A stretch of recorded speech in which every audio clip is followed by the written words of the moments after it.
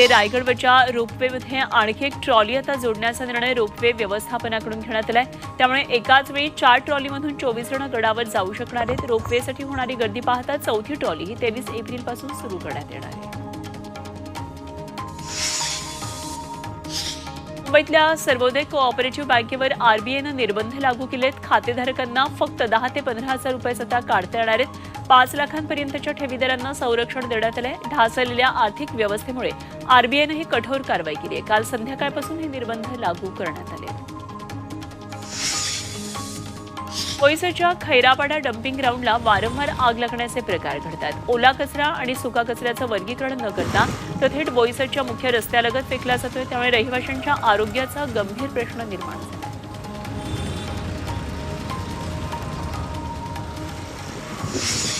सलमान खानच्या घराबाहेर झालेल्या गोळीबार प्रकरणात आता अमृत नोनी गॅस्ट्रिन, अपचन, ऍसिडिटी, गॅस्ट्रबल ह्यापैकी तुम्हाला कुठलाही गॅस्ट्रिक प्रॉब्लेम झाला, उपाय एकच, अमृत नोनी गॅस्ट्रिन। आणखी नवी माहिती समोर येतेय। दहशत माजवण्याच्या हेतूनं घरावर गोळीबार केल्याची माहिती मिळतेय।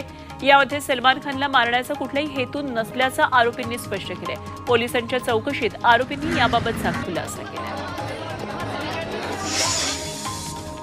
राज्यभरात उष्णतेची लाट पसरली आहे। सूर्यनारायण अक्षरशः आग ओकतोय। हवामान खात्यानं उष्णतेच्या लाटेचा इशारा दिलाय।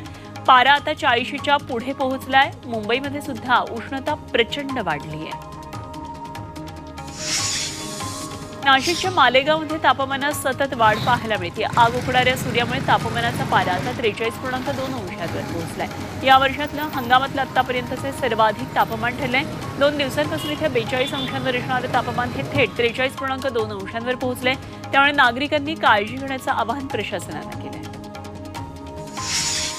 सध्या अकोला जिल्ह्याचा उन्हाचा पारा हा 42 अंशांपर्यंत पोहोचलाय। उन्हामुळे अंगाची अक्षरशः लाही लाही होतीये आणि अशामध्ये अकोल्यात फिरती पाणपोई हा कौतुकाचा विषय ठरतोय। त्र्यंबकराव वडगे गुरुजींच्या स्मृतिप्रित्यर्थ ही फिरती पाणपोई सुरू करण्यात आली आणि या मोफत फिरत्या पाणपोईचा फायदा रिक्षा चालक, छोटे व्यावसायिक आणि गोरगरिबांना होतो। सोलापूरमध्ये काल रात्री विजांच्या कडकडाटासह मुसळधार पाऊस झाला। यावेळी मुरारजीपेठ परिसरात नारळाच्या झाडावर वीज कोसळली। सुदैवानं यामध्ये कुठली जीवितहानी झाली।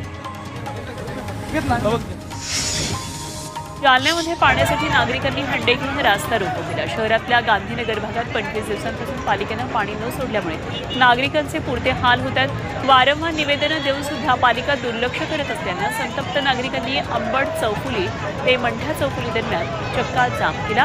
यावेळी वाहतूक ठप्प झाली।